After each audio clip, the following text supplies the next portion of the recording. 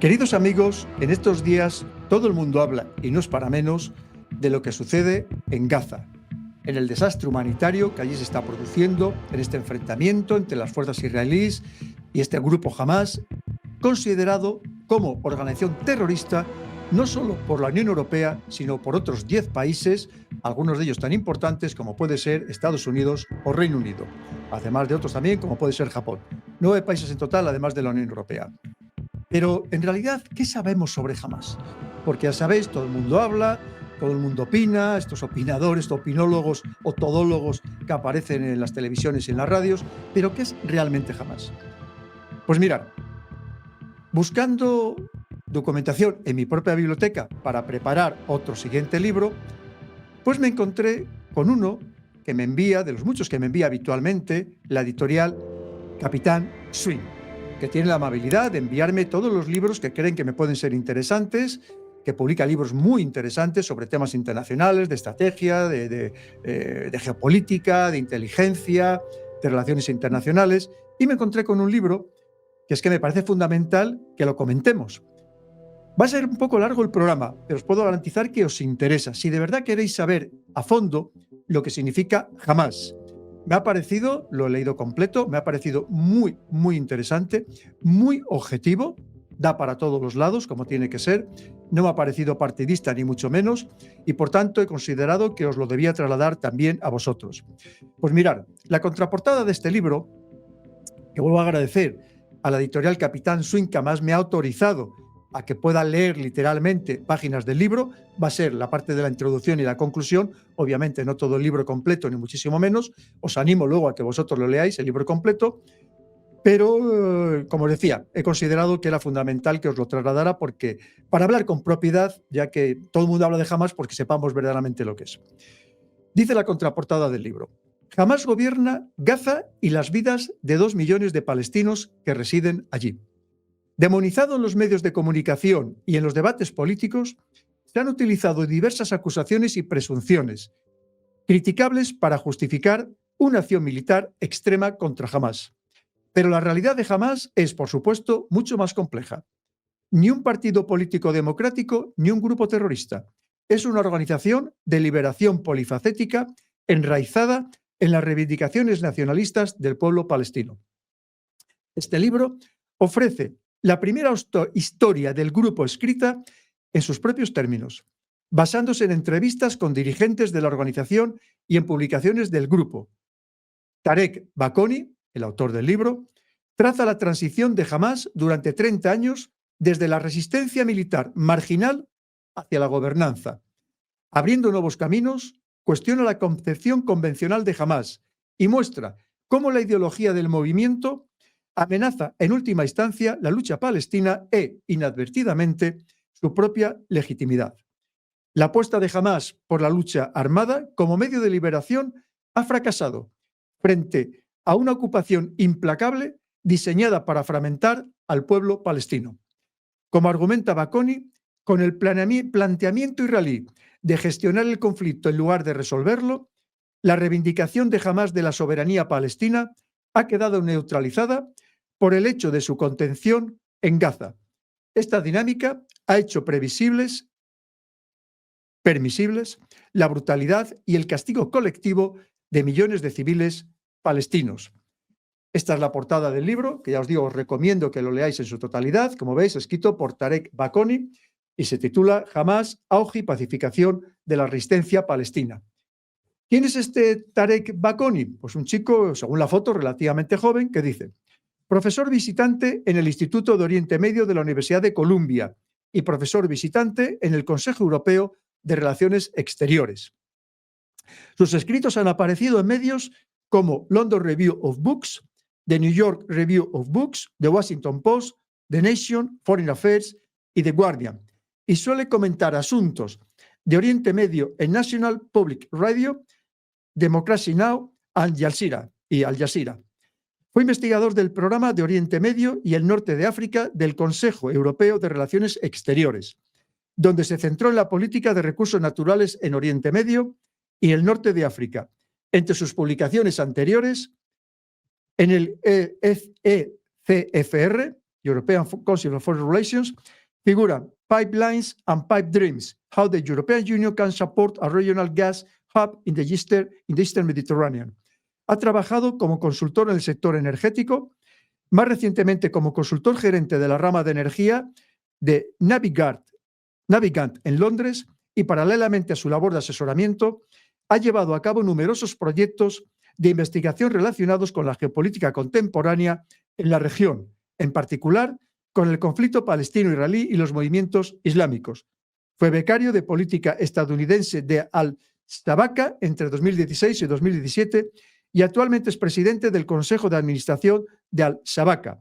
Baconit fue también analista principal para Israel-Palestina y economía del conflicto en el International Crisis Group, con sede en Ramallah. Bien, pues vamos a ir leyendo, como os decía, la introducción y la conclusión. Como decía, es un poco largo, pero creo que es muy interesante para comprender todo lo que está sucediendo. A mí me ha parecido bastante objetivo. Como siempre habrá quien diga que se ha posicionado en un bando, que se ha posicionado en el otro, porque ya sabéis que en este conflicto o eres antisemita o eres islamófobo.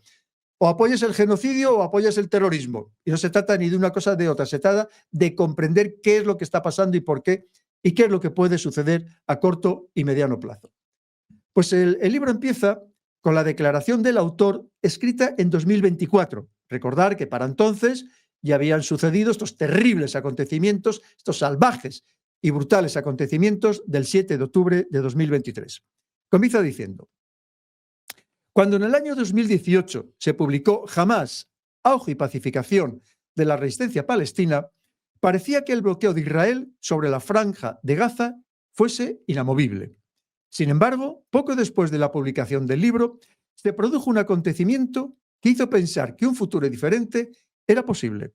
La Gran Marcha del Retorno de 2018 y 2019 fue uno de los episodios más largos de movilización masiva de la sociedad civil palestina. Para protestar contra el bloqueo, miles de personas de toda la franja se reunieron en la zona de la valla, la supuesta frontera que Israel había erigido para separar Gaza del resto de la Palestina histórica.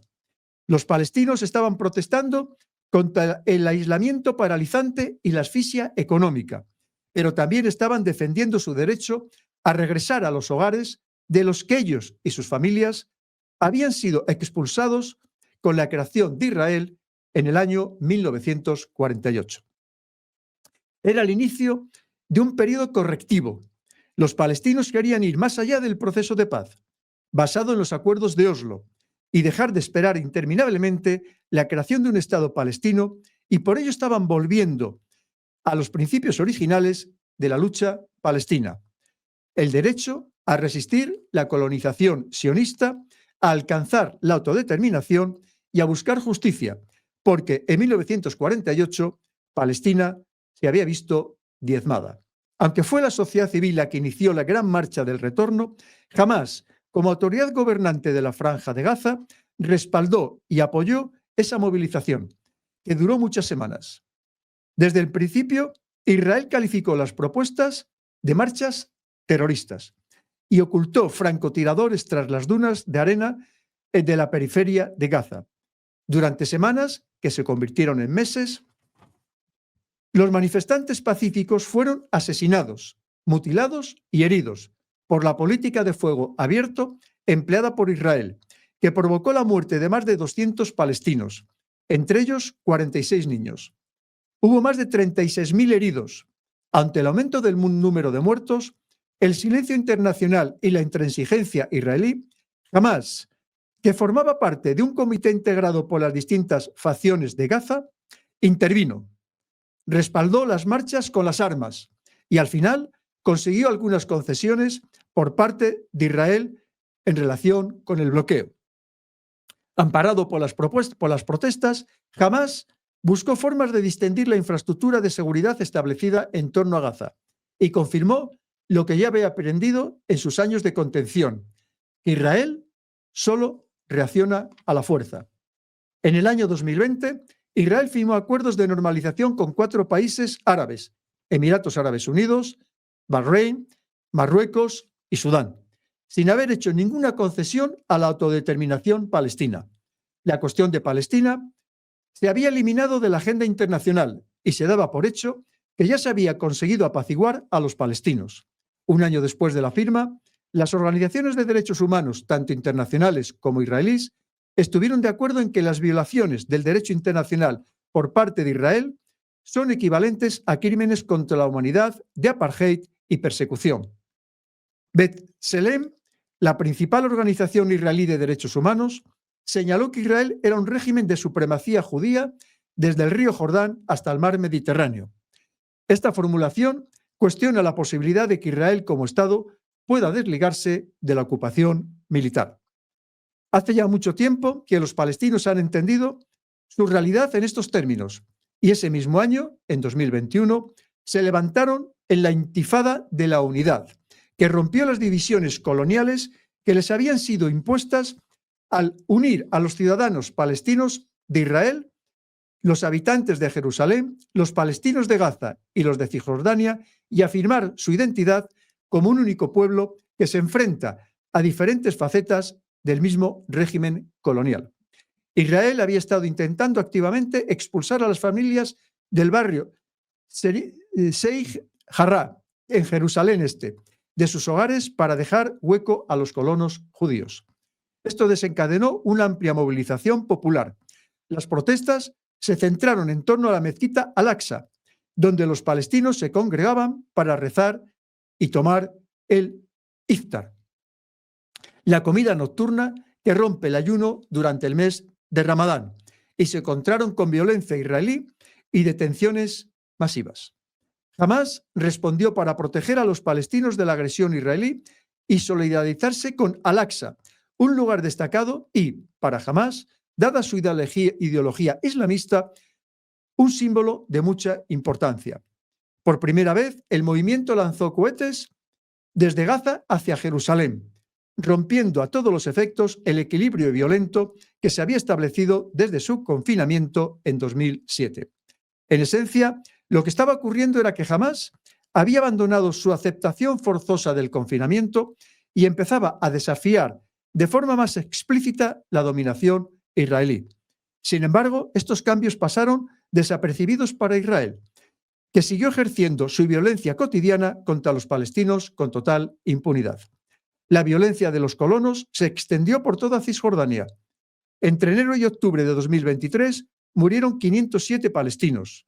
Fue el año más letal para los palestinos de Cisjordania, desde el final de la segunda intifada de 2005.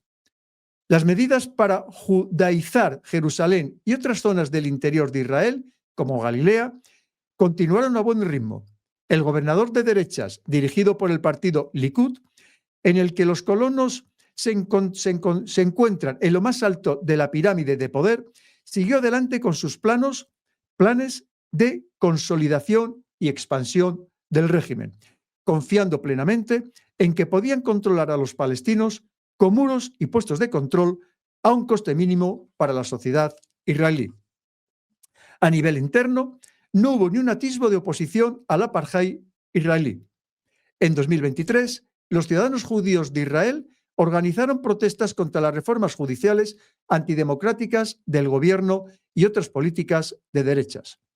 Los manifestantes coreaban cantos a favor de la democracia, pero nunca mencionaron la ocupación israelí. Su mensaje era claro: querían proteger una democracia solo para judíos. Los millones de palestinos que vivían bajo dominio israelí iban a seguir privados de sus derechos, que ni siquiera se mencionaban en las reivindicaciones de los manifestantes. En el plano internacional, a nadie le interesaba que Israel rindiera cuentas por sus constantes violaciones del derecho internacional. Israel, un Estado poderoso con una gran fuerza militar, parecía seguro en su entorno. Este libro concluye documentando el fracaso de las revoluciones que se extendieron por la región a partir de 2010 y cómo, en el año 2011, los acuerdos de normalización emergieron como elementos centrales de la contrarrevolución. En Oriente Próximo se había establecido una nueva arquitectura militarizada de vigilancia y opresión, un marco regional antidemocrático, e Israel parecía firmemente posicionada en su centro. Además de ofrecer una visión general de las 3 décadas de evolución de Hamás como movimiento social, partido político y organización militar, el presente libro expone un razonamiento clave: que Israel consiguió dividir a los palestinos y gobernar sobre ellos al crear 2 enclaves, 2 reservas similares a los bantustanes, en los que los partidos palestinos gobernaban sin ninguna soberanía real bajo la infraestructura inflexible del dominio israelí. No obstante, hizo una importante diferenciación entre Cisjordania y la Franja de Gaza.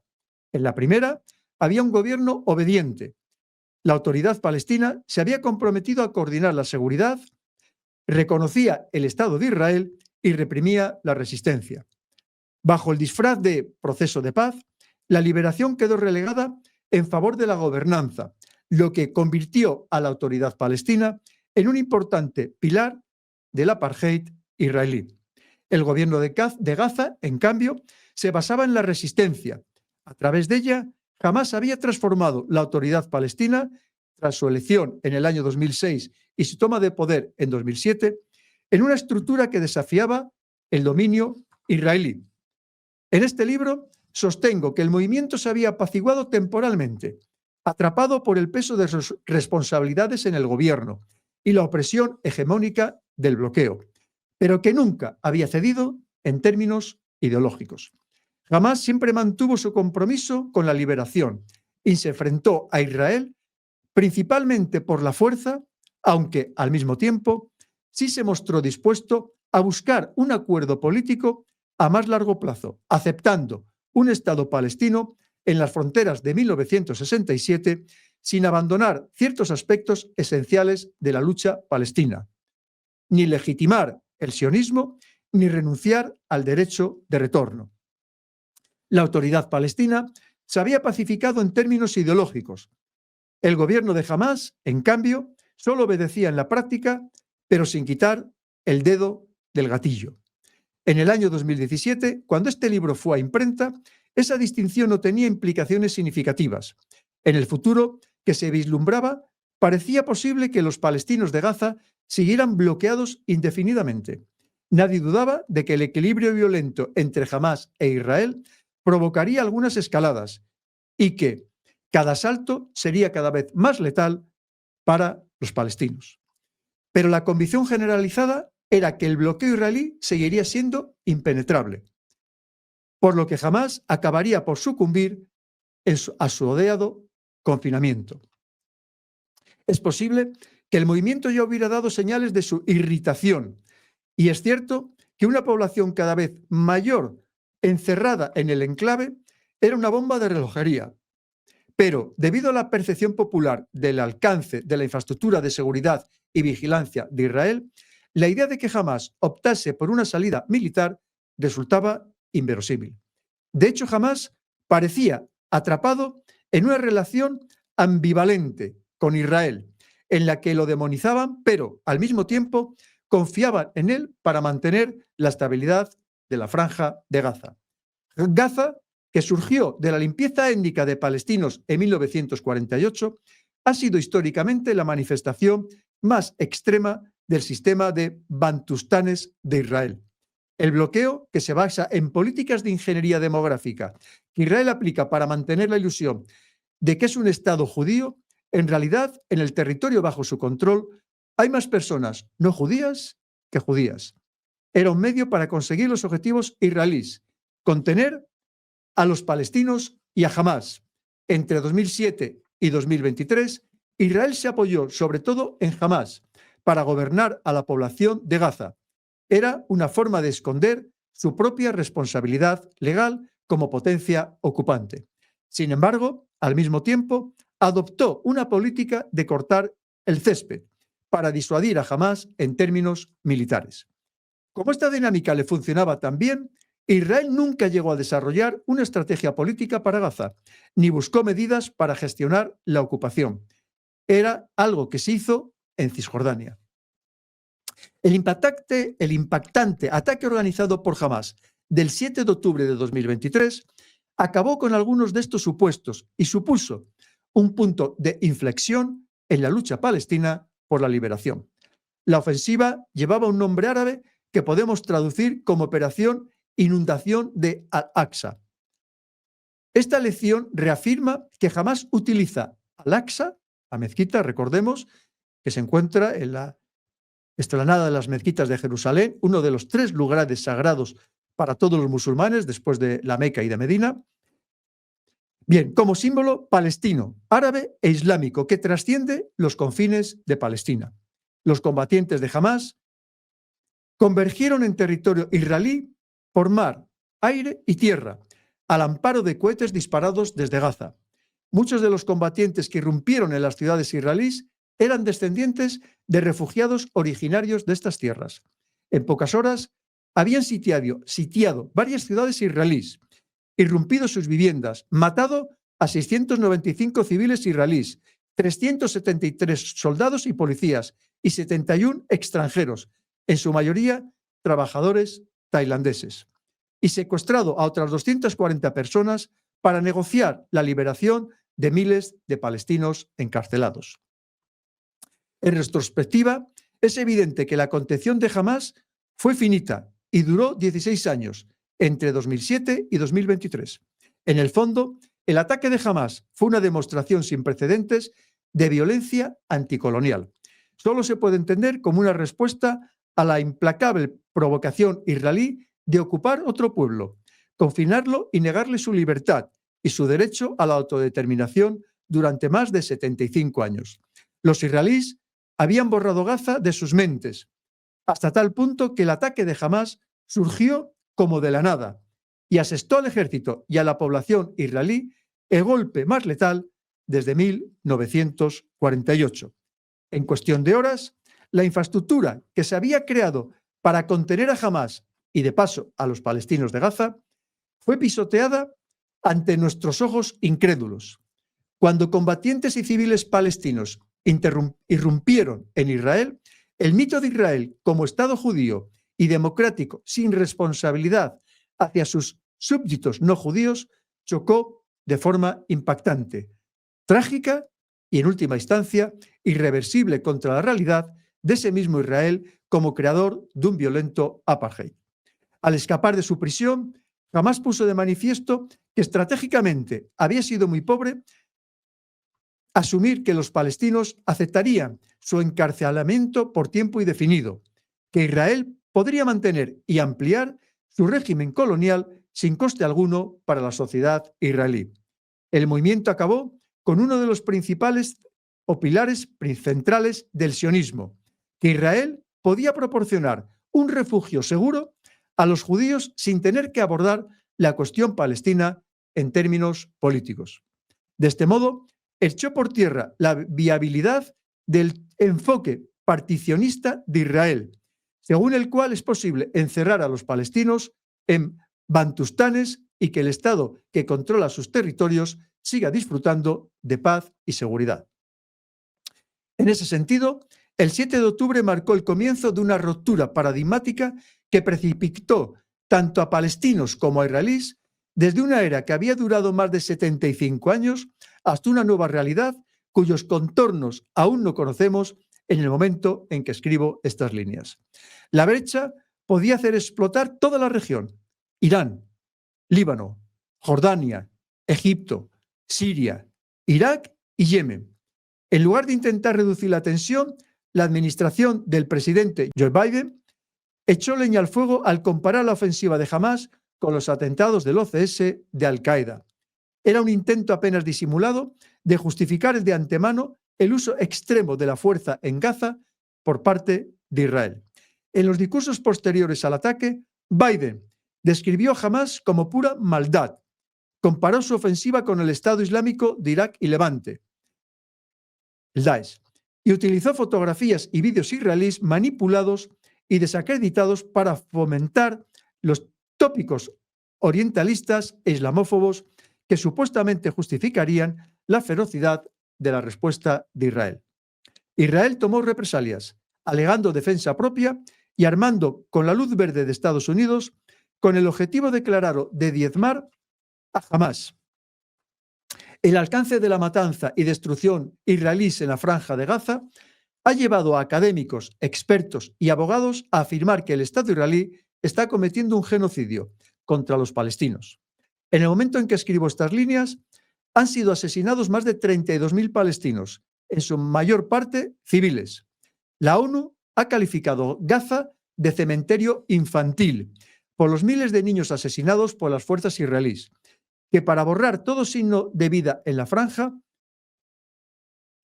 destruyeron escuelas, hospitales, panaderías y universidades.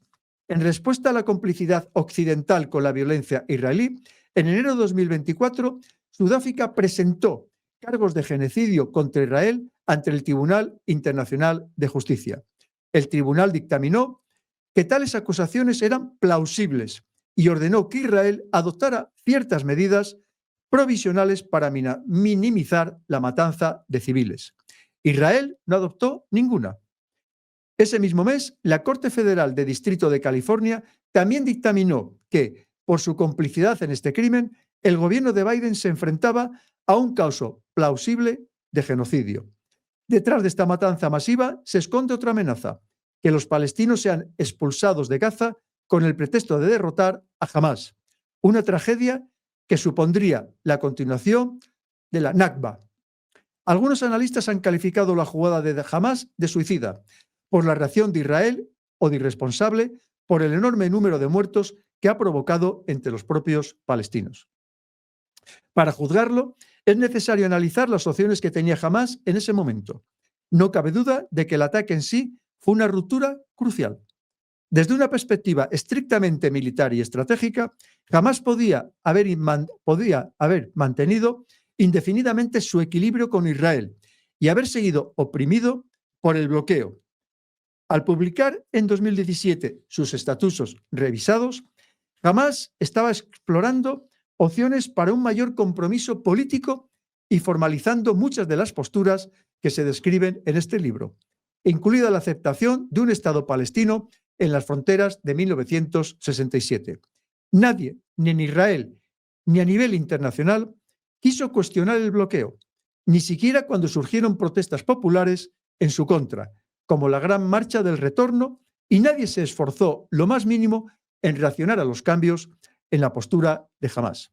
Para muchos palestinos de Gaza, el confinamiento era como una muerte lenta, y los actores israelíes, regionales e internacionales, asumieron que los palestinos habían sido derrotados, incapaces de revertir de una forma radical la estructura del apartheid israelí.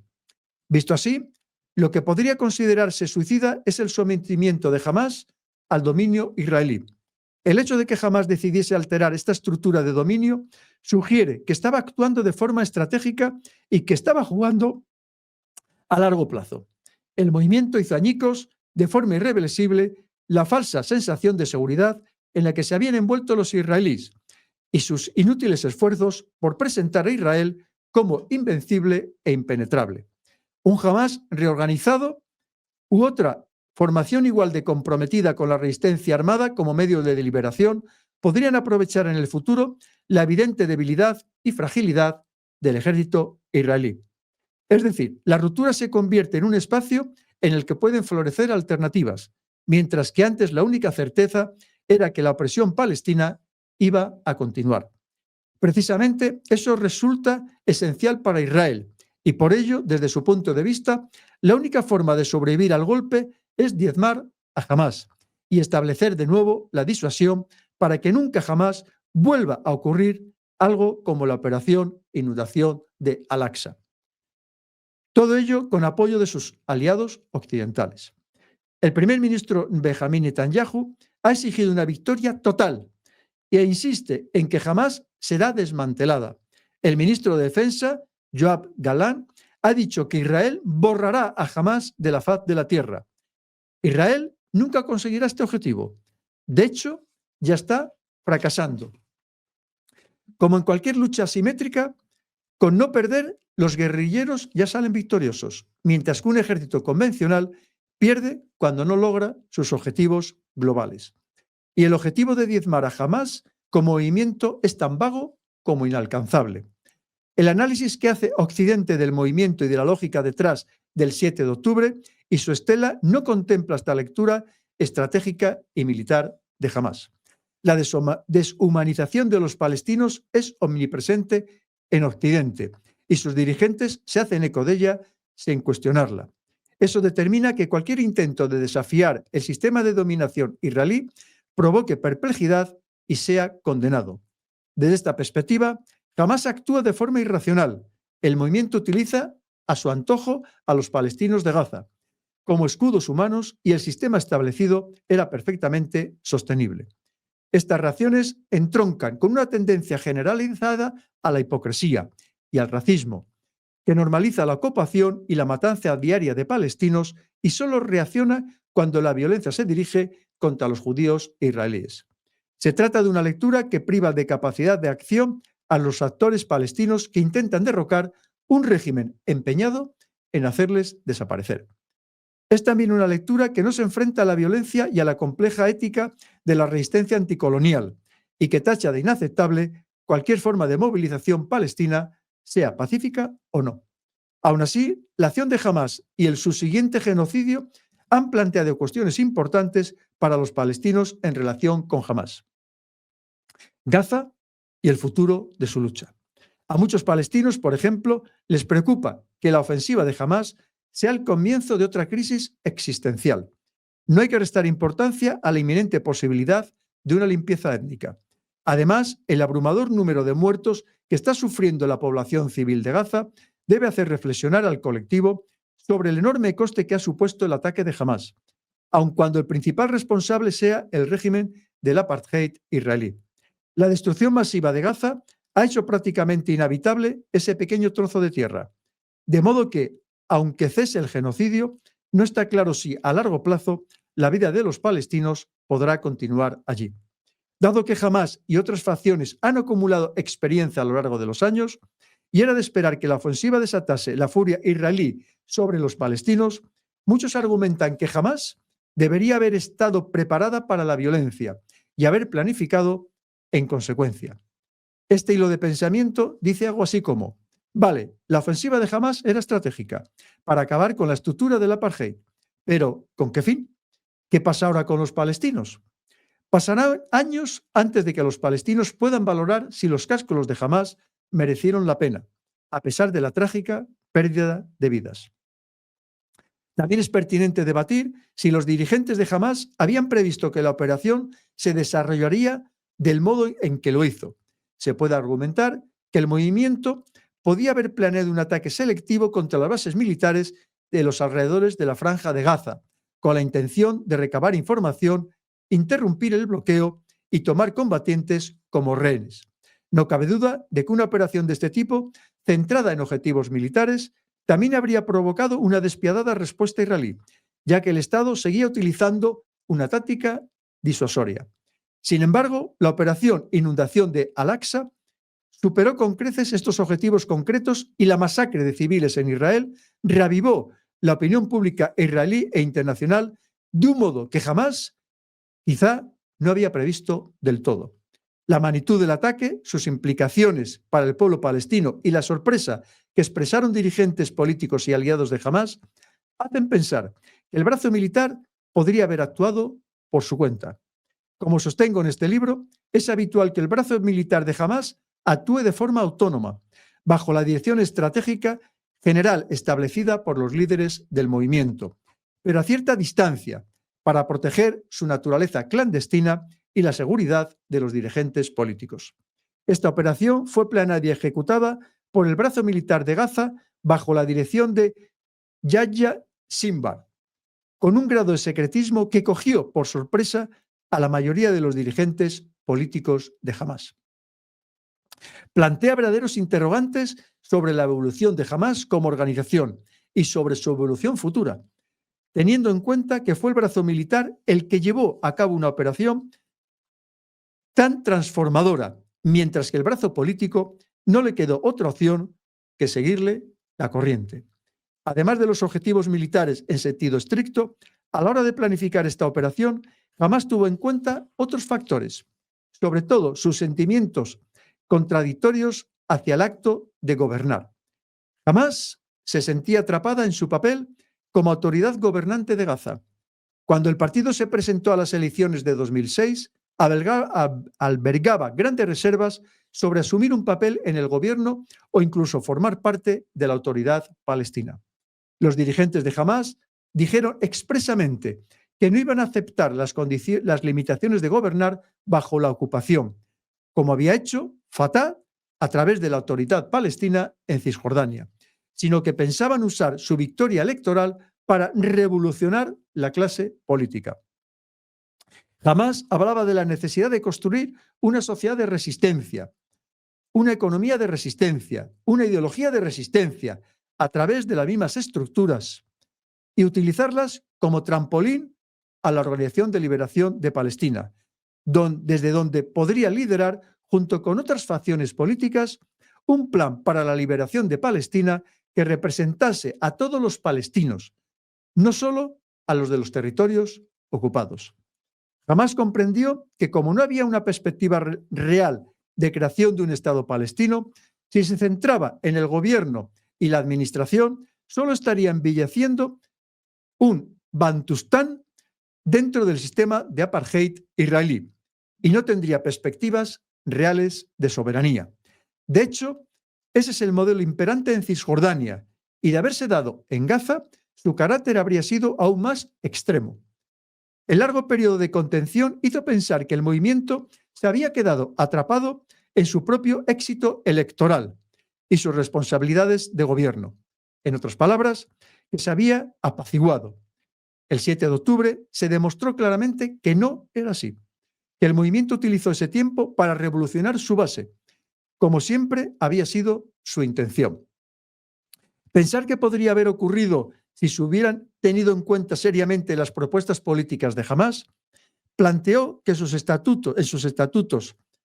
Hamás planteó en sus estatutos de 2017 o que podría haber ocurrido si el bloqueo de Israel hubiera seguido siendo impenetrable o si la operación hubiera fracasado, son solo elucubraciones. El estrepitoso fracaso de los servicios de inteligencia israelíes y las hábiles tácticas asimétricas que emplearon los combatientes sugieren que la operación superó todas las expectativas. No es ni mucho menos seguro que el cambio estratégico de Hamás y su exitosa interrupción del apartheid israelí conduzcan a la liberación palestina. La violenta forma en que Hamás ha desafiado el status quo podría brindar a Israel la oportunidad de provocar otra Nakba, que asestaría a los palestinos un golpe devastador. Ahora depende sobre todo de los palestinos y de otros actores regionales e internacionales que en este momento de desequilibrio se aproveche para conseguir un futuro más justo en Palestina y en Israel. Lo que está claro es que no hay vuelta atrás.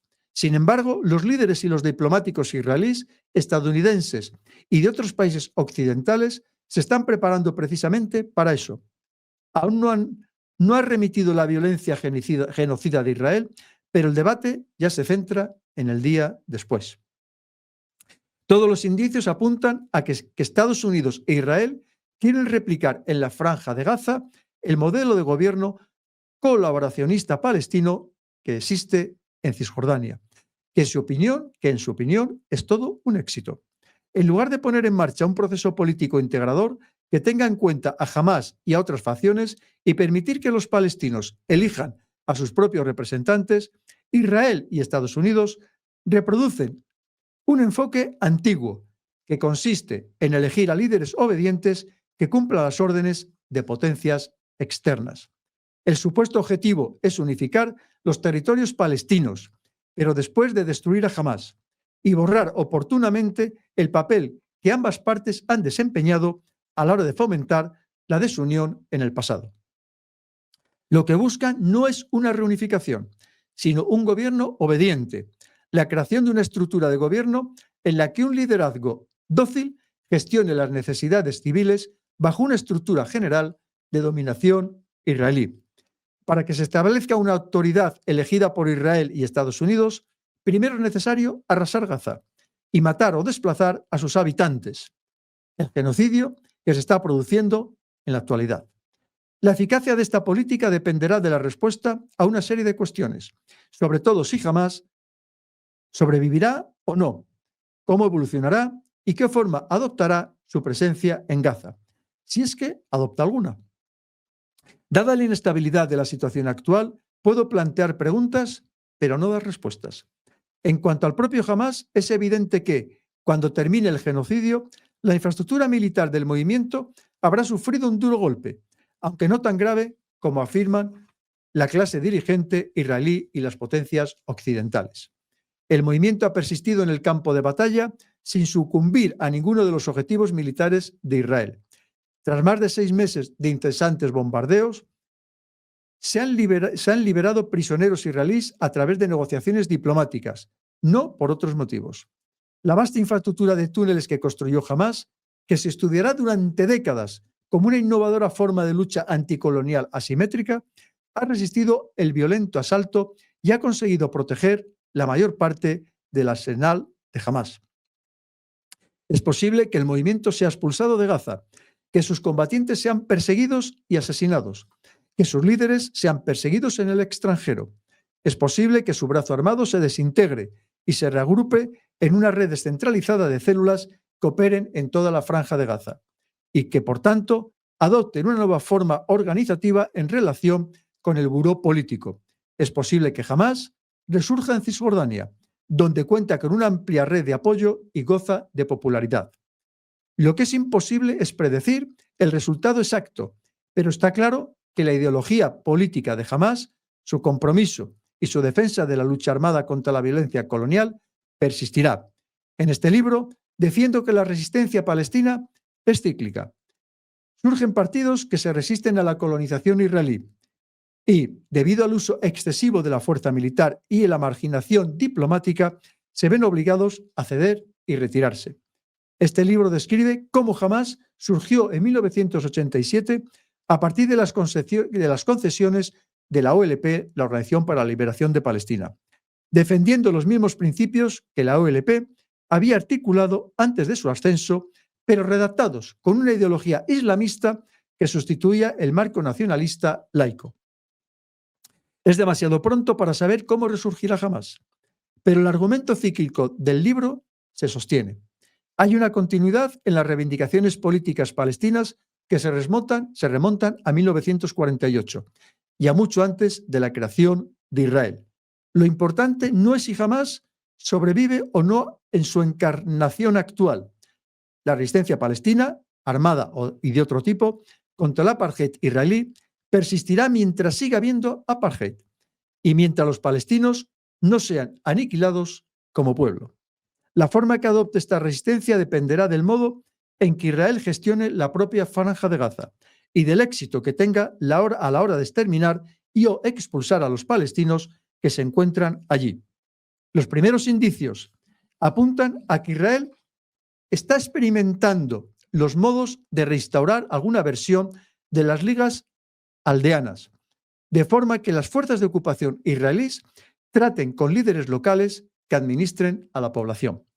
Este es el modo que suelen pedir los líderes de derechas que buscan acabar con la autoridad palestina y podría plantearse como una estructura a largo plazo, que el ejército israelí vuelva a ocupar la franja de Gaza y a establecer sus asentamientos allí, dividiéndola en diferentes silos, como las zonas A, B y C del Acuerdo de Oslo en Cisjordania. También podría ser una solución temporal hasta que la administración de la autoridad palestina pueda volver a Gaza. Lo que se espera en este caso es que, una vez allí, gobierne igual que ahora gobierna Cisjordania. Una entidad gobernante como esa tendría aún menos legitimidad que ahora. Algo difícil de imaginar.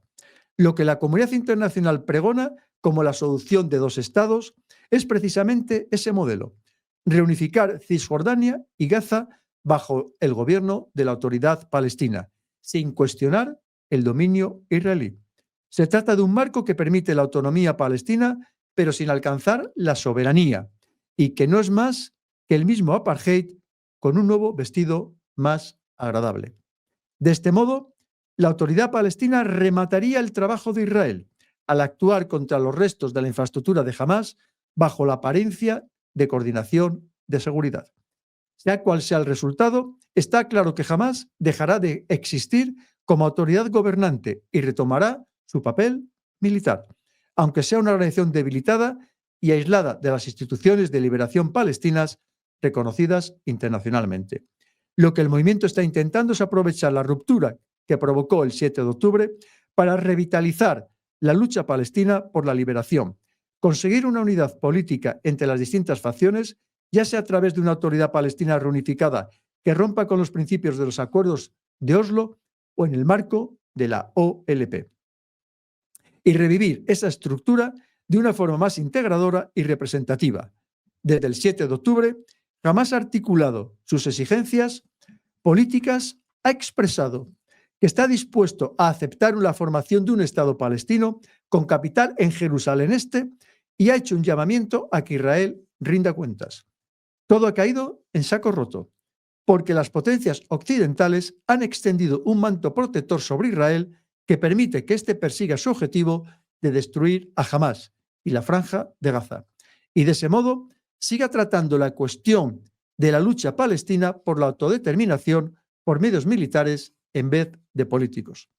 Es posible que la operación militar de Hamás no haya sido acompañada de la planificación estratégica necesaria para hacer frente a la enormidad del momento.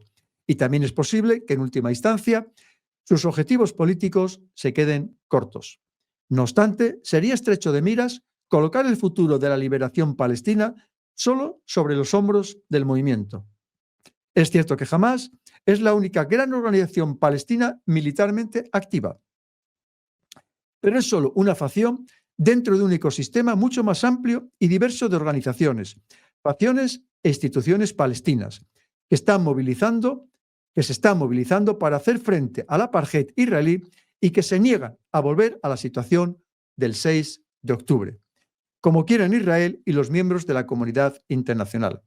Podemos sacar dos lecciones del 7 de octubre: que el apartheid no es invencible y que, independientemente de cómo se presente el día después, este fracaso, a menos que se garantice a los palestinos su derecho inalienable a la autodeterminación como pueblo.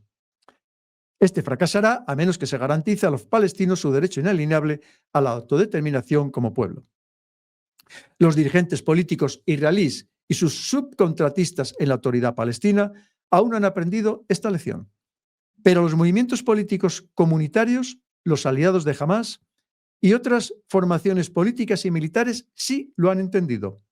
Independientemente de lo que surja de la situación actual y de cómo se escriba el próximo capítulo de Hamás, está claro que el movimiento ha conseguido romper con la ilusión de que el apartheid israelí puede continuar sin coste alguno.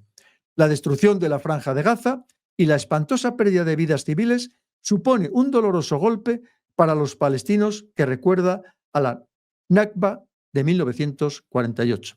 Sin embargo, al mismo tiempo, Palestina ha vuelto a ocupar un lugar destacado en la agenda mundial y cada vez es más evidente que es un tema que hay que abordar, aunque el debate se haya polarizado con los acontecimientos del 7 de octubre. Además, al caer la fachada del proceso de paz, se ha abandonado el mortecino lenguaje político de la construcción del Estado y la partición y se ha vuelto a los términos iniciales, lo que ha dado paso a una comprensión de la realidad del apartheid israelí y de la forma en que éste se opone a la vida palestina en Palestina. Aunque fue Hamás quien inauguró esta nueva fase y rompió con la enquistada realidad proveniente de décadas anteriores, son los palestinos los que tienen que dar forma a la trayectoria futura de su lucha. Hay un último punto que debemos afirmar de forma rotunda. El destino de Palestina no solo tiene que ver con Palestina, sino con el orden global y la lucha por un mundo justo en el que esta cuestión se disputa a nivel internacional, institucional. Es imposible seguir negando que las potencias occidentales han utilizado las organizaciones internacionales como la ONU para promover sus propios proyectos hegemónicos. Resulta evidente al comparar las reacciones occidentales a la invasión rusa de Ucrania con las reacciones al genocidio israelí de los palestinos en Gaza. Países como Sudáfrica han tomado nota y han desafiado la hegemonía occidental en el Tribunal Internacional de Justicia, al llevar este genocidio a los foros internacionales.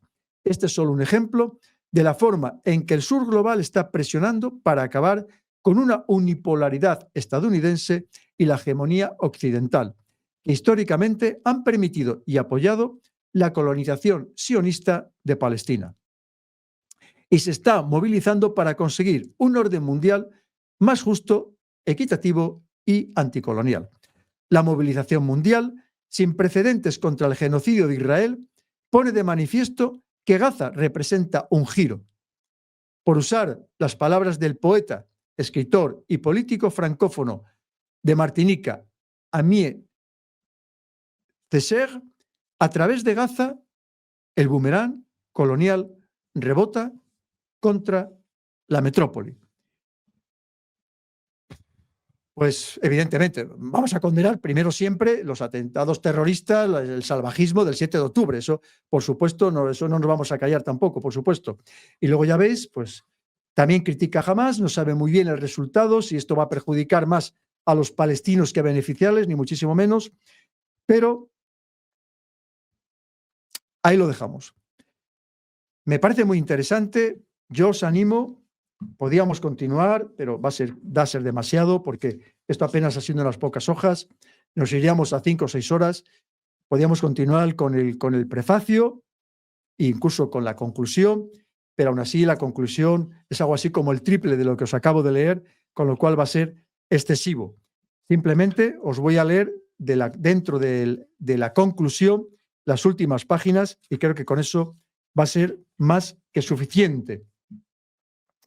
Bien, así que os voy a leer, ya os digo, estas últimas páginas de la conclusión.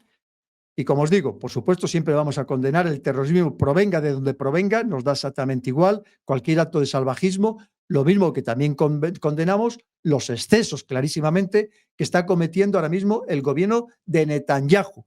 Que esto no va ni contra Israel ni contra el pueblo judío, estamos hablando contra el gobierno de Netanyahu, que tiene sus propios problemas internos y también esto le viene bien pues, para disimular precisamente esos problemas internos. Pues vamos a ver, ya os digo, las últimas partes de la conclusión de este libro tan interesante que os animo a leer completamente, muy, muy interesante. Como siempre, cada uno que saque sus conclusiones, que valore los datos y que no se crea nada, que todo el mundo tiene sus sesgos ideológicos, sus sesgos políticos, pero creo que es muy interesante leerlo en su totalidad. Dice aquí, islamismo y política de resistencia. El islamismo de Hamás hizo que fuera aún más fácil para Israel y otros actores regionales rechazar sus motivaciones políticas. A lo largo de 2015-2016, países como Egipto y facciones como Fatah cuestionaron los objetivos nacionalistas de Hamás debido a su relación con los hermanos musulmanes. A un paréntesis, que recordar que recientemente los servicios de inteligencia franceses alertaban contra la amenaza del Islam político en Francia y en Europa en general, representado por los hermanos musulmanes. Sigo leyendo. Bien, una tendencia, la de los hermanos musulmanes, que se intensificó cuando Hamás celebró la llegada al poder de los partidos islámicos en todo Oriente Próximo tras las revueltas árabes de 2011. Sin embargo, en realidad y en la práctica, Hamás siempre se ha centrado en el panorama político de Israel y los territorios ocupados. Aunque su discurso a menudo recurre al islamismo regional, Hamás ha operado en gran medida dentro de las estructuras del modelo de Estado-nación. Eso hace que se parezca a otros movimientos islamistas regionales que están modelados por su contexto particular, aunque utilicen un discurso político islámico que trasciende las fronteras. No obstante, al igual que ha ocurrido con otros partidos islámicos de la región, cuando en el año 2005 Hamás empezó a manifestar aspiraciones políticas, tuvo que enfrentarse a una intensa oposición local, regional e internacional. La participación política de los partidos islámicos en Oriente Próximo ha sido fuente de tensiones durante mucho tiempo. Las dictaduras árabes, laicas e islámicas, respaldadas por sus aliados occidentales, han luchado por eliminar a los partidos islámicos y limitar o apropiarse de ellos para proteger sus regímenes autoritarios y limitar la democratización. Históricamente, estas medidas han contado con el apoyo de simpatizantes occidentales, preocupados por la amenaza fundamentalista de un renacimiento islámico. Esta amenaza se presenta a menudo como una fuerza monolítica antioccidental y antidemocrática, con la que hay que acabar para proteger los principios democráticos y liberales de Occidente, así como la estabilidad en la región. Desde hace mucho tiempo, la partición política islámica plantea preguntas sobre la compatibilidad del Islam y la democracia, o sobre la clasificación de los movimientos islámicos como radicales o moderados en función de su uso de la violencia. El compromiso de Hamás con la yihad lo sitúa en la categoría de islamistas radicales, que defienden el uso de las armas en su postura revolucionaria contra el orden político imperante. Sin embargo, esta distinción entre movimientos radicales y moderados suele ser arbitraria.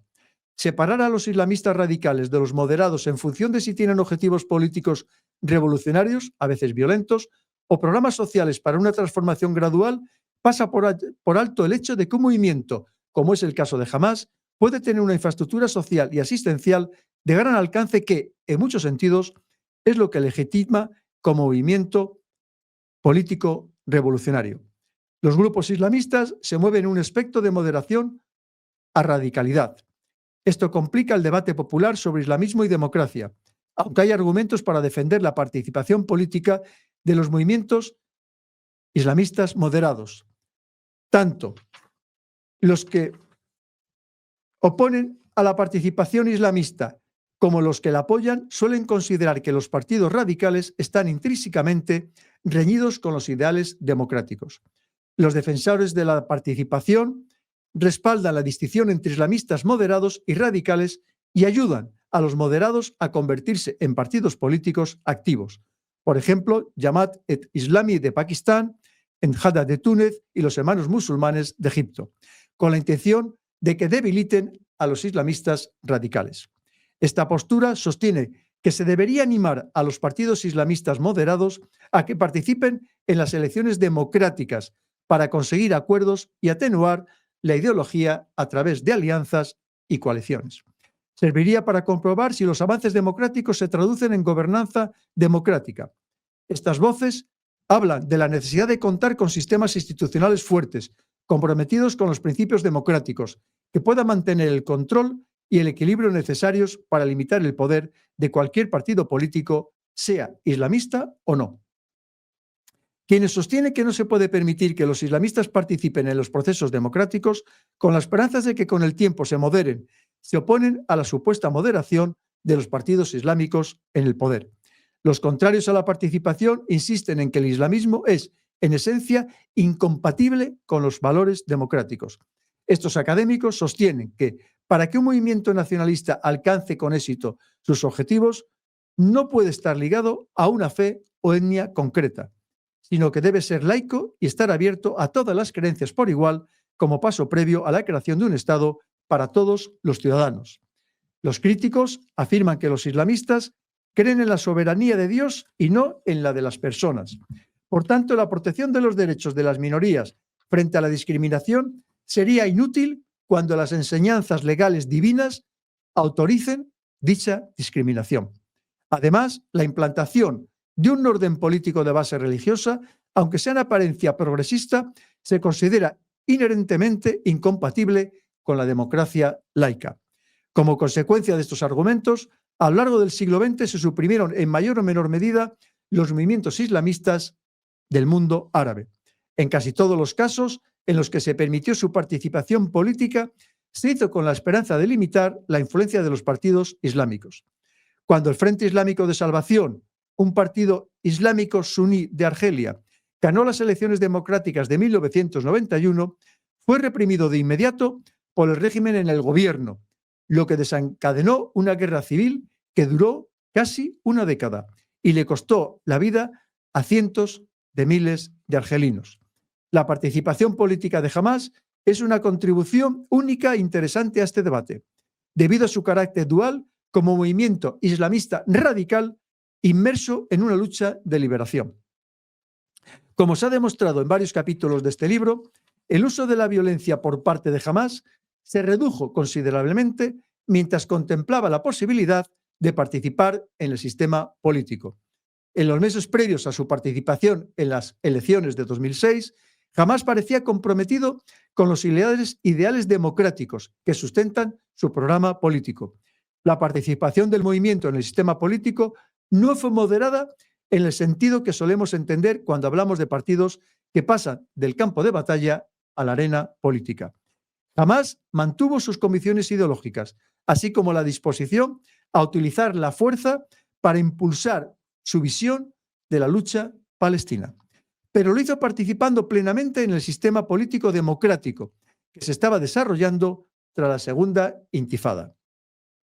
Aunque la intervención local internacional debilitó el experimento democrático de Hamás, fue posible observar que, en esencia, Hamás estaba participando en una política de resistencia, en la que la gobernanza, la administración local y la participación pública no se producían a expensas de la lucha por la liberación, sino que, más bien, la complementaban. Los mismos objetivos que habían dado forma a la lucha armada del movimiento pasaron a articularse en el ámbito político. Esto pone de manifiesto la complejidad de los movimientos islamistas. Hamás puede presentar una postura aparentemente moderada hacia el proceso democrático a nivel interno y al mismo tiempo abogar por la lucha armada contra la ocupación. La experiencia de Hamás, tras hacerse con el control de la Franja de Gaza, permite comprender mejor su enfoque hacia la gobernanza. A medida que Hamás centralizaba su control, su autoritarismo y su deseo de imponer un orden social conservador despertaron inquietud. Los que afirman que cuando aspiran al poder los islamistas se enfrentan injustamente a un dilema, desechan esa inquietud. Dicho de otro modo, una vez en el gobierno, los islamistas serán criticados sin importar su política debido a un miedo existencial, en gran medida occidental, a que sean incompatibles con la democracia. Este miedo pretende convertir el islamismo en algo excepcional, inherentemente violento e incompatible con la política.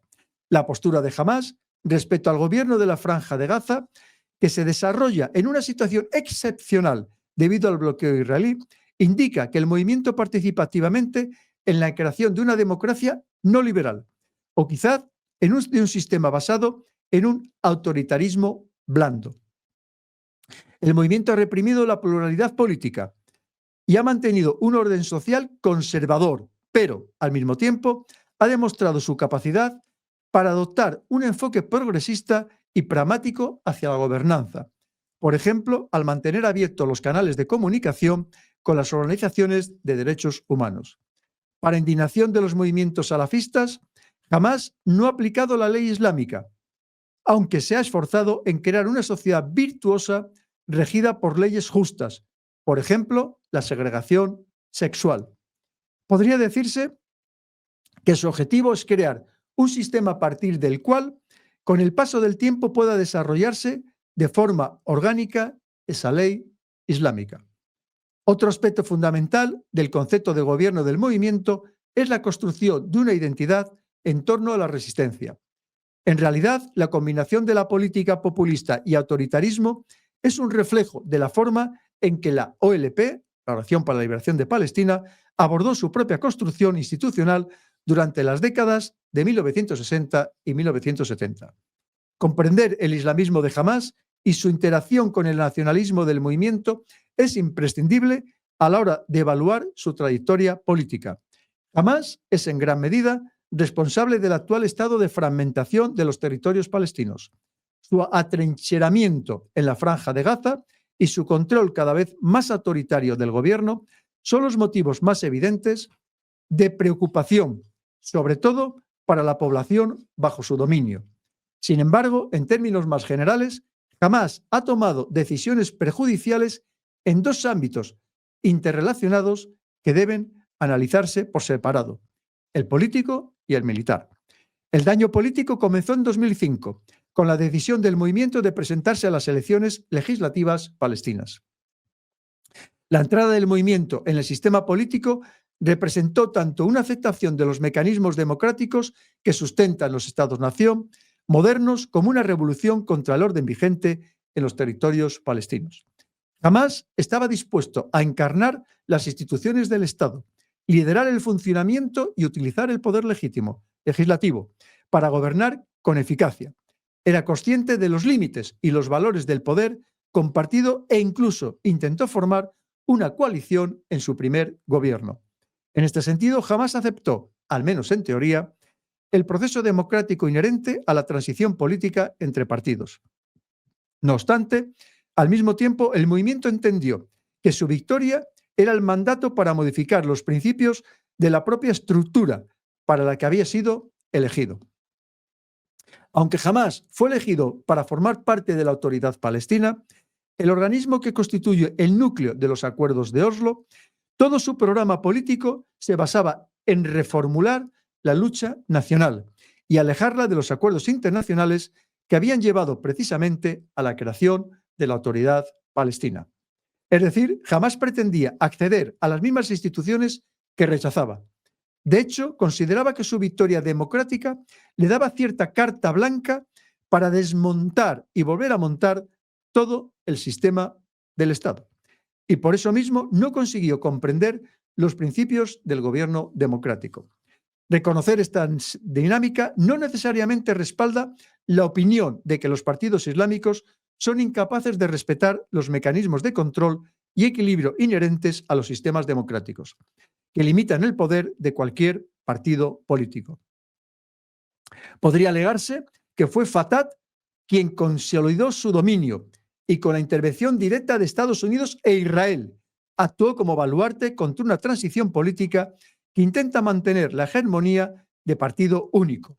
El debate sobre la forma de relacionarse con Hamás, en cuanto que partido islamista elegido democráticamente en 2006, es previo a las discusiones sobre el éxito de los partidos islamistas en toda la región tras las revueltas árabes. Muchos han intentado entender estas victorias e influir en la forma de lidiar con ellas. Algunos estudiosos consideran que los inicios de las revueltas árabes representan tendencias moderadas o reformistas del Islam, abiertas a un gobierno pluralista y al empoderamiento a través de procesos democráticos. Por ejemplo, en Nagda, en Túnez.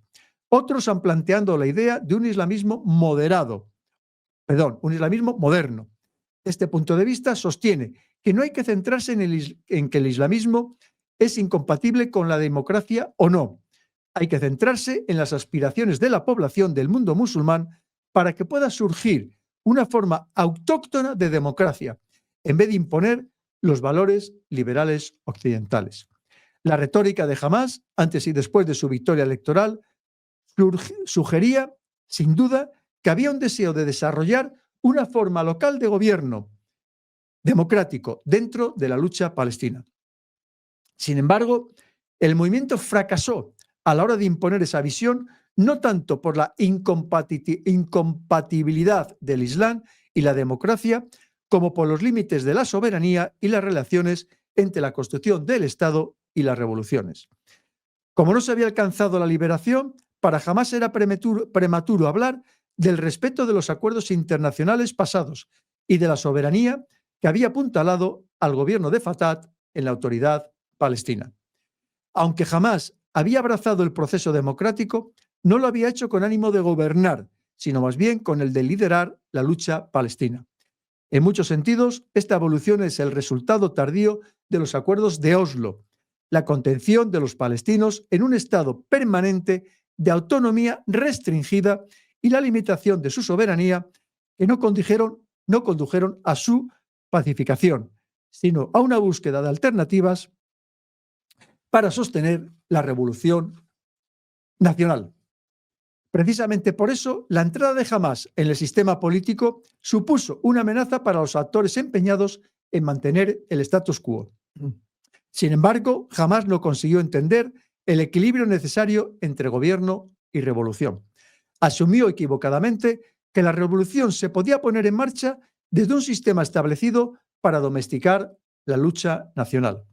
En muchos sentidos, el movimiento quedó atrapado en la transición al sistema político y al intentar reestructurar el orden establecido, puso en peligro su programa de liberación. La revolución de Hamás fue aplastada 5 años antes de que las dictaduras, apoyadas por guerras subsidiarias, acabaran con los levantamientos árabes. Es discutible si la beligerancia de Fatah o el bloqueo internacional impuesto a Hamás justifican la reacción del movimiento y la brutalidad con que tomó Gaza en 2007. Ante una posición tal, Hamás cruzó varias líneas rojas y traicionó principios clave que llevaba mucho tiempo defendiendo, como el hecho de que la sangre palestina es sagrada. La violencia de Hamás contra otros palestinos comprometió gravemente la lucha palestina. En la realidad, Hamás había decidido que proteger por la fuerza su derecho democrático a gobernar era menos malo que ceder al autoritarismo de Fatah. Hoy los palestinos siguen sufriendo las consecuencias de esa decisión. Al tomar Gaza, Hamás fusionó revolución y construcción de Estado. Su postura respecto al gobierno era poner la idea de resistencia en el centro mismo de la política de la Franja de Gaza.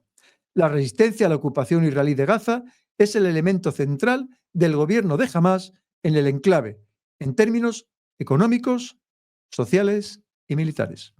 Si analizamos el periodo comprendido entre 2007 y 2011, se aprecia que Hamás realmente estaba centrado en gobernar.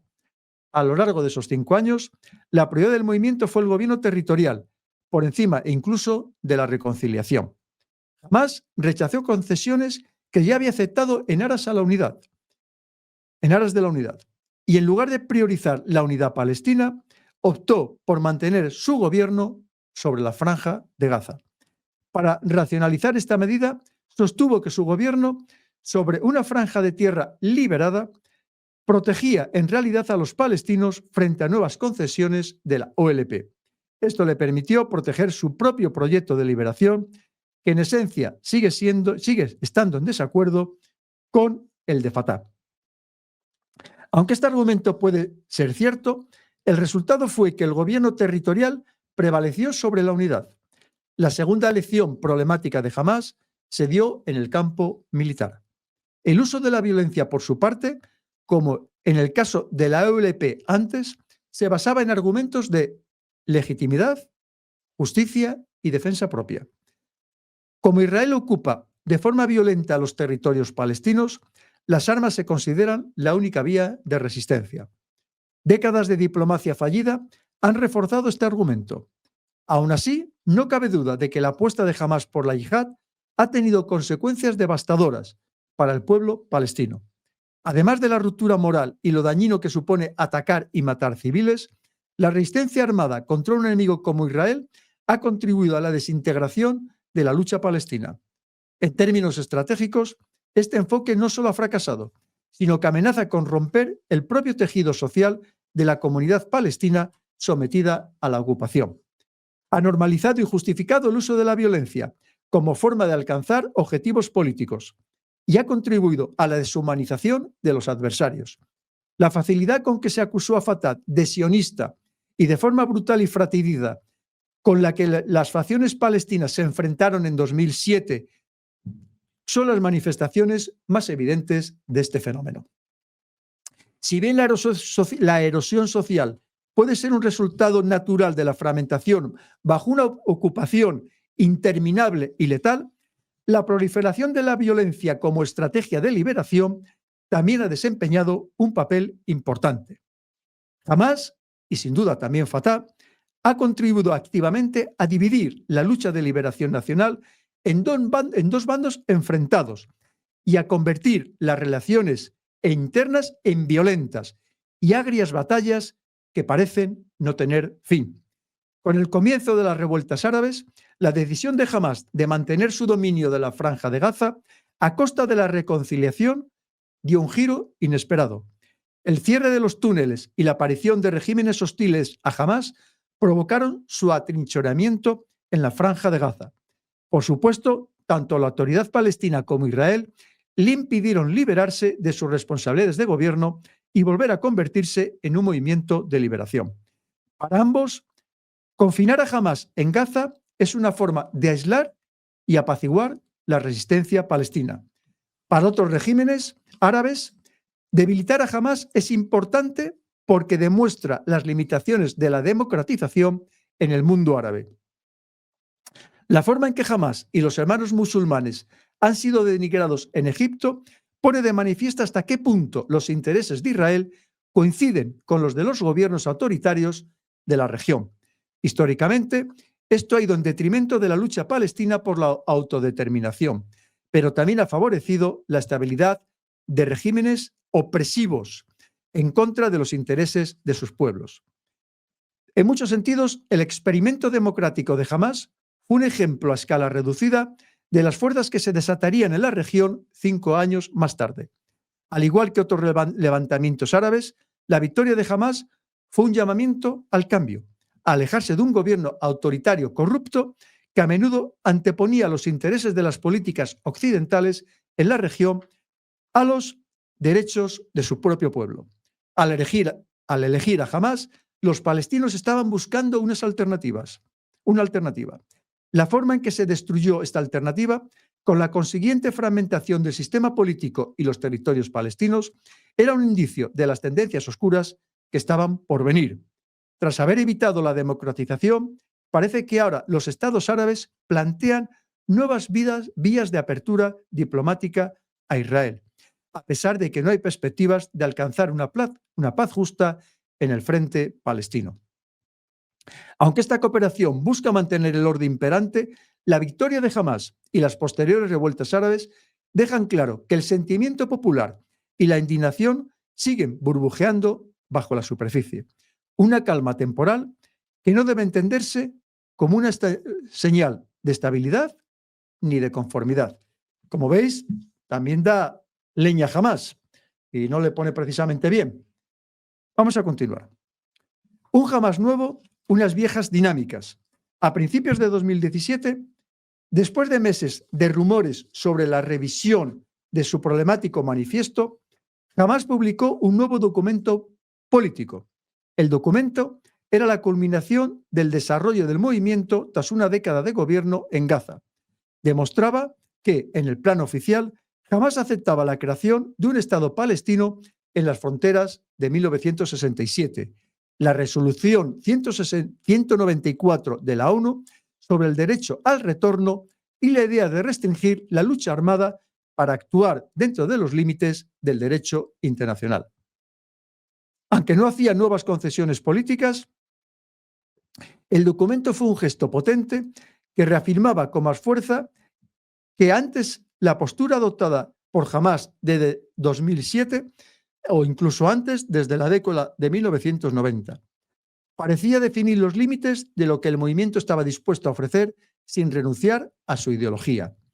En un guiño al régimen de Sisi en Egipto, el nuevo documento separaba oficialmente a Hamás de su organización matriz, los Hermanos Musulmanes, y explicitaba su compromiso con el nacionalismo palestino, tal como se argumenta en este libro. El documento de Hamás se publicó sin renunciar formalmente a la carta del movimiento debido a luchas de poder internas. Durante los meses previos se habían celebrado elecciones a nivel interno. Yael Massal había terminado su último mandato al frente de la oficina política de Hamás y fue sustituido por Ismail Haniyeh. Yehia Sinwar, una figura importante del ejército de Hamás, fue elegido jefe de operaciones en la Franja de Gaza. La victoria de Sinwar fue una señal de que el brazo militar tenía cada vez más fuerza, pero también de la importancia cada vez mayor de la dirección interna y de la Franja de Gaza en la toma de decisiones. En muchos sentidos, se consideró que el documento era el último intento de Massal por documentar oficialmente la posición política de Hamás y ofrecer a la comunidad internacional un punto de partida para retomar la diplomacia antes de que Hamás avanzara en una dirección desconocida bajo el nuevo liderazgo. La iniciativa de Hamás pasó prácticamente desapercibida. El portavoz de Netanyahu dijo que Hamás está intentando engañar al mundo, pero no lo conseguirá. Con la toma de posesión del presidente estadounidense Donald Trump, estallaron las tensiones que llevaban tiempo latentes en la región. Cuando Trump condenó el extremismo islámico, países como Arabia Saudí, Egipto y los Emiratos Árabes Unidos decidieron movilizarse para aislar y bloquear a Qatar, un país al que acusaban de financiar al terrorismo. En los territorios palestinos tuvo lugar una dinámica similar, ya que el presidente Abbas había decidido presionar a Hamás.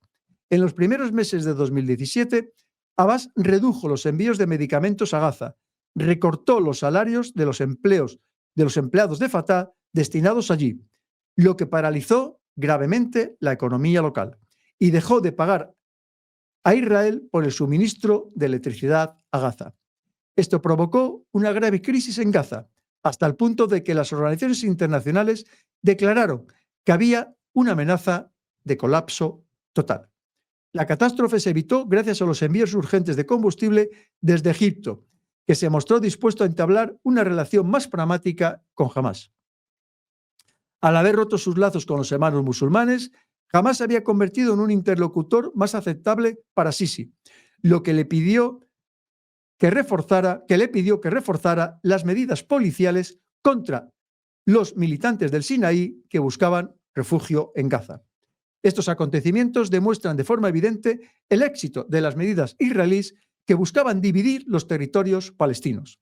El hecho de que Abbas estuviera dispuesto a asfixiar a los palestinos de Gaza, a aceptar el castigo colectivo de 2 millones de palestinos por su propio interés político, muestra hasta qué punto la autoridad palestina se ha convertido en cómplice del régimen de ocupación israelí.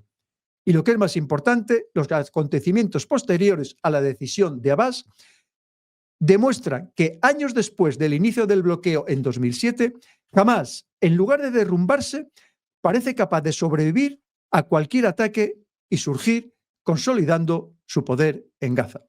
La estrategia israelí de gestión de conflictos también ha demostrado ser sorprendentemente sostenible, ahora que la ocupación entra en su quinta década y las relaciones regionales cada vez favorecen más a Israel.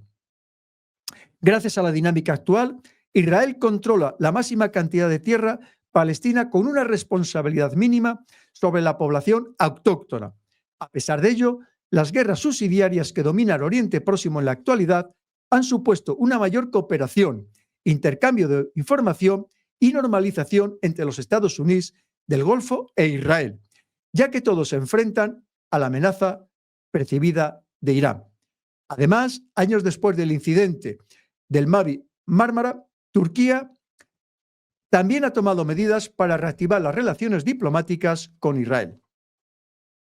Las perspectivas de una mayor integración israelí mejoraron aún más en el otoño de 2017, cuando Arabia Saudí y los Emiratos Árabes expresaron claramente su deseo de formalizar las relaciones con Israel. Para que estas incipientes relaciones pudieran florecer sin una gran oposición popular, se volvió más urgente abordar la cuestión palestina. En el mes de octubre se negoció otro acuerdo de unidad entre Hamás y Fatah, con mediación egipcia. Aunque persistían muchos de los problemas que echaron por tierra el acuerdo del Sati de 2014, incluidos los relacionados con la integración institucional y las armas de Hamás, se consideraba que las perspectivas de unidad eran más favorables. Esto es especialmente cierto a la luz del acercamiento entre el régimen de Sisi y Hamás. El cauto optimismo se debía, sobre todo, a que los actores regionales estaban resueltos a impulsar un acuerdo definitivo entre Israel y Palestina, con el fin de facilitar la normalización de sus propias relaciones con Israel. La unidad entre Hamás y Fatah se consideraba precursora de un acuerdo entre Israel y los palestinos, que muchos esperaban que propusiera la administración de Trump.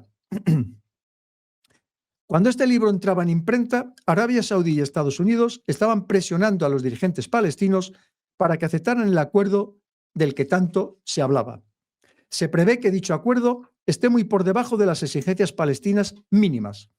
Es probable que jamás se enfrente a presiones militares similares, sobre todo por parte de Egipto, que controla el paso fronterizo de Rafah hacia la Franja de Gaza. Esta presión podría conseguir por la fuerza la pacificación definitiva de Hamás y la aceptación de la creación de un supuesto Estado palestino, que probablemente surgiría supeditado a la hegemonía israelí en todo el territorio de la Palestina histórica. Sin embargo, el éxito duradero de cualquier gobierno de unidad palestino o incluso de cualquier acuerdo palestino israelí dependerá, en última instancia, de la forma en que se aborden las principales reivindicaciones palestinas. En este sentido, es necesario comprender la amplia legitimidad de movimientos como Hamás, ya que muchas de sus motivaciones políticas que sustentan su ideología son principios básicos de la lucha palestina por la autodeterminación. Hasta que se aborden estos factores esenciales del nacionalismo palestino, Israel se verá obligado a gestionar y promover las estructuras de control que ha desarrollado tanto en Gaza como en Cisjordania para apaciguar a la resistencia palestina. No importa si se consigue a través de un acuerdo formal o de otro modo. La ausencia de disturbios en los territorios no implica estabilidad, ya que las quejas populares seguirán latentes hasta que haya una paz justa. Los ataques con armas blancas, que han proliferado desde 2015, son un indicio de las tensiones subyacentes, al igual que los disturbios que estallaron en torno a la mezquita Al-Aqsa en Jerusalén en el verano de 2017. Es posible que la brutalidad del ataque contra Gaza en el año 2014 consiguiese un periodo de calma más largo que las escaladas anteriores, pero no cabe duda de que se avecina otro choque que determinará si continúa la estrategia israelí de cortar el césped y la lucha palestina por la autodeterminación. La forma en que se desarrolle la próxima guerra dependerá de los acontecimientos, pero los factores subyacentes no cambiarán. En lo que respecta a Hamás, hasta que se pacifique de forma definitiva a través de un acuerdo de paz forzoso, si es que esto ocurre, sus relaciones con Israel estarán determinadas por el equilibrio de la violencia. Gracias a la contención efectiva de Hamás, en Gaza, Israel puede no buscar una solución viable para abordar las exigencias palestinas y echarle la culpa al terrorismo de Hamás.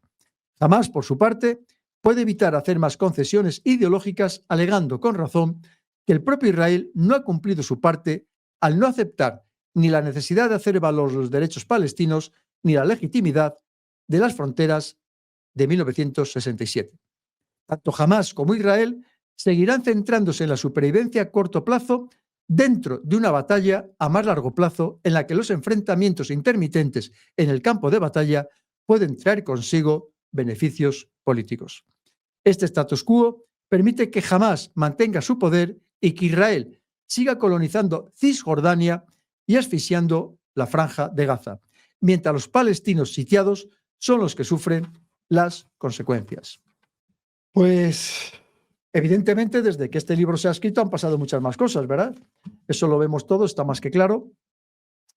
Pero ya veis que jamás tampoco son hermanitas de la caridad, han hecho daño a los propios palestinos, no son precisamente una fuerza democrática, o por lo menos no como entendemos una democracia liberal occidental, podría ser algo diferente. Vemos los problemas que tiene con los hermanos musulmanes, que tiene con Egipto, que tiene con Jordania, que tiene con Qatar, que tiene con Arabia Saudí, las luchas intestinas dentro del propio mundo musulmán, en fin, un escenario, por no hablar de Irán, tremendamente complicado. Espero que os haya servido para también aprender algo que a lo mejor no conocíais, que es el objetivo siempre que pretendo en este canal, que pretendemos todo el equipo, para intentaros trasladar ese conocimiento, como os digo siempre, que vosotros saquéis vuestras propias conclusiones. Lo que sí nos gustaría, por supuesto, es que acabara la muerte de mujeres, de niños, de ancianos, de civiles en general, en la franja de Gaza, y que se alcance la mejor solución lo antes posible, como siempre pensando, por encima de todo, en la seguridad humana. Así que, queridos amigos, espero que os haya sido de utilidad y, como no, os emplazo para el próximo programa. Y recordad, por favor, nos encanta que nos deis los me gustas, nos encanta que nos hagáis comentarios y os estamos muy agradecidos si os suscribís y recomendáis el canal a otras personas para que se vayan suscribiendo, porque cuanto más fuertes seamos, pues más influencia tendremos, podremos traer a mejores invitados, a gente todavía mucho más preparada, más capacitada, más aún de los que traemos, que ya son maravillosos. Así que si nos ayudamos, si vosotros nos ayudáis, nos ayudamos mutuamente, seguiremos creciendo siempre en pos de la verdad y de la libertad. Un abrazo, queridos amigos, y hasta el próximo programa.